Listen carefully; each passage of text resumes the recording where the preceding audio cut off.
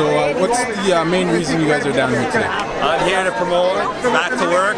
It's my Facebook group, but it's really the way that this lockdown's going to end. Getting small business to get back to work, getting customers in those businesses, saving the businesses and saving the jobs.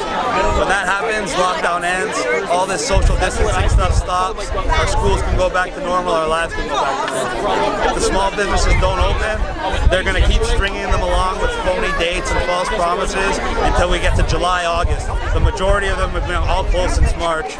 Most of them aren't going to be able to survive. That equals 30% of all the Canadian jobs. That's the backbone of the middle class, the backbone of our economy. Once those jobs are gone, they're gone for good. So we're here to urge business owners to open in defiance of the government, come together, network under a unified legal banner, and say that they have the right to be open. Prolonged lockdown was already ruled illegal by the Supreme Court of Wisconsin, and we expect that to be replicated throughout the states and even here in a class action lawsuit. And so basically everything they're doing is illegal. If they come and give you a fine, it's illegal. You're not going to have to pay it. If they come and try to arrest you, you're going to be able to sue them and you will win.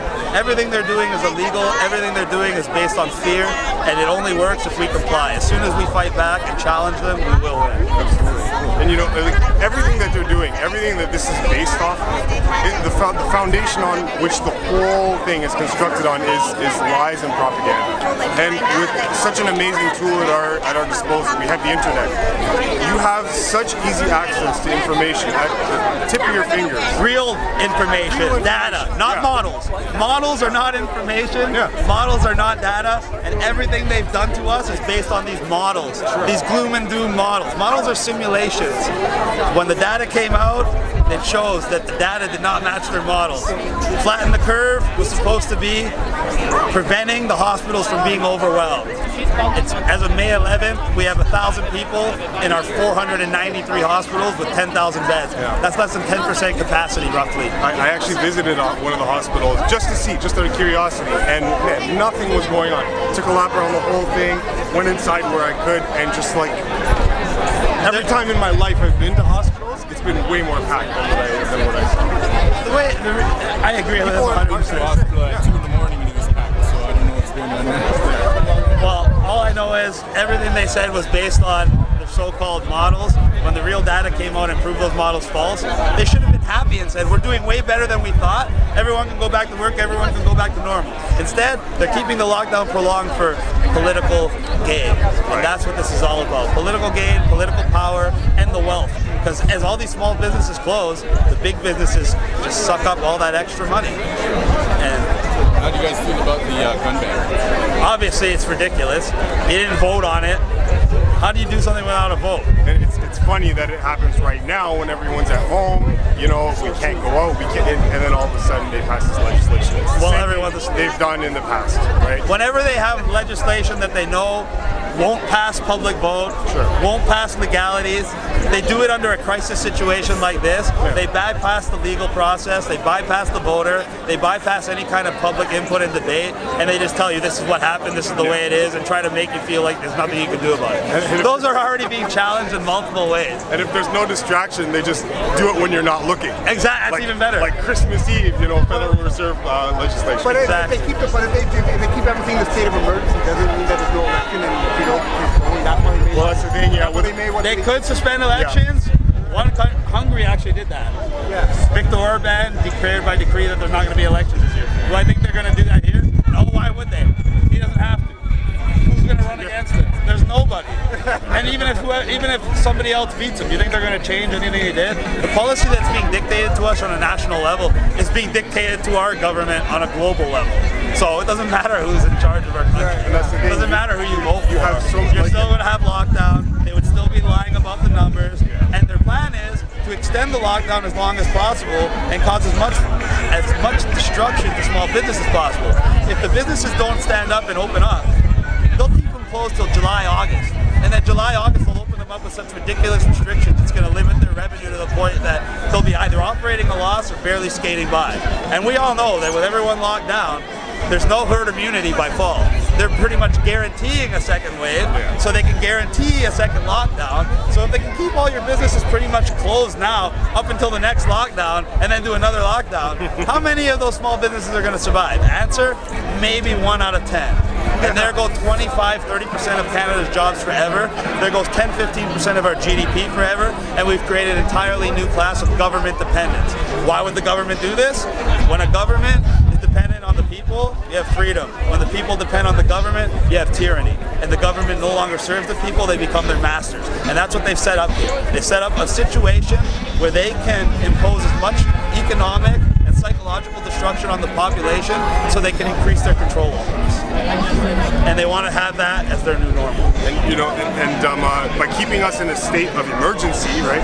Like you were saying, they have all of these extrajudicial powers that they can enforce on you, right? They need the state and climate of fear, to be able to justify everything that's going on. Exactly. As soon as the emergency order ends, they can't enforce these ridiculous social distancing measures. If they didn't have this all well planned, have you seen the videos of what they want the schools to look like now and the measures they have in place? They actually did a walkthrough, and it works worse than a prison. It literally looks like a high caliber mental institution, and it's for children to go and learn. No, it's ridiculous. Sorry, go ahead. No, I was going to say, educational system is like prime target, for these social engineers. Prime target. Get them when they're young, indoctrinate them when, so they have all of these culturally destructive ideas, and then, the next generation is just easier and easier and easier to manipulate. As we've seen already. And what do you think the average person should do to stop this from happening? The average person needs to stop watching TV. The average person needs to get out, enjoy their life, realize that life goes on, realize that this thing is going to go away, realize it hasn't even killed as many people as the flu does in a normal year, realize the vast majority of people it has killed are old people that had other conditions and illnesses, realize nothing's going to happen to you if you decide to live your life, realize that you don't have to accept the new normal. That's what you need to do. And, to get rid of the fear, it requires a fundamental understanding of the laws of vitality, right? The laws of vitality have absolutely nothing to do with injecting yourself with a pharmacological cocktail of toxins, right? It has never been like that, right? Ever on planet Earth at any time for any organism, right? Let alone humans. Your responsibility is to take care of yourself and look after your health, look after what you're eating, look after your behaviors, right? And that is what gives you immunity. Good food, good sleep, no stress, a healthy lifestyle. Get out.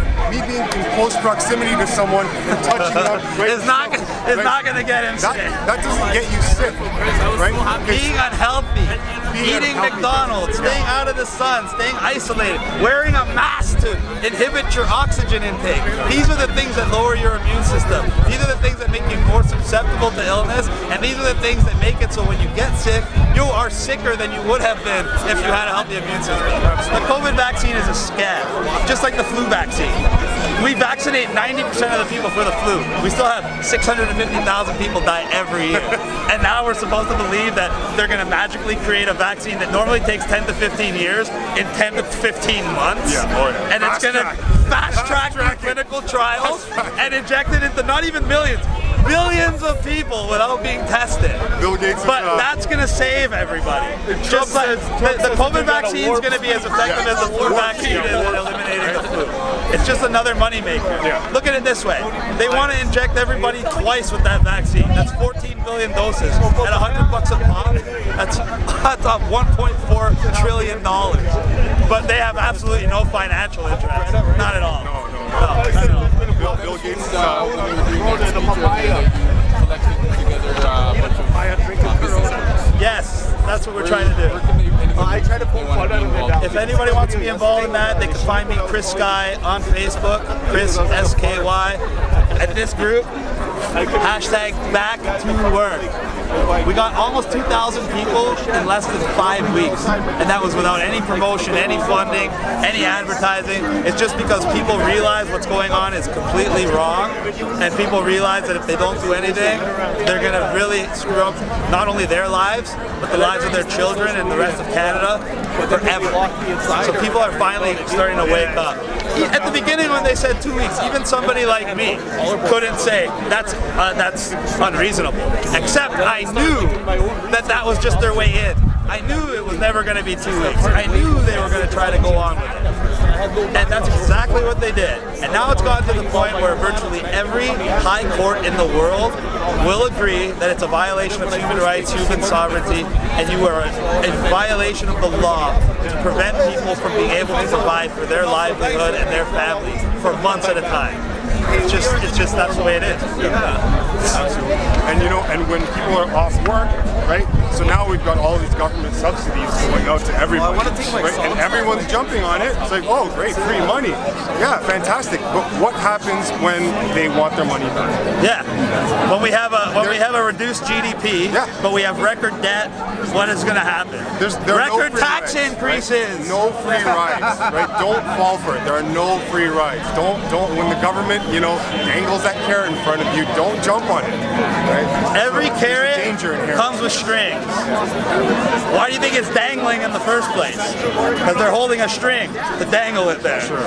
Well, in this case, not a carrot. Maybe something that you'd order from DoorDash or whatever. Yeah, carrot's too healthy. Sorry, they'll be dangling a Happy Meal. We gotta be real about it. All right, guys. Thank you very much. Cheers. Appreciate it.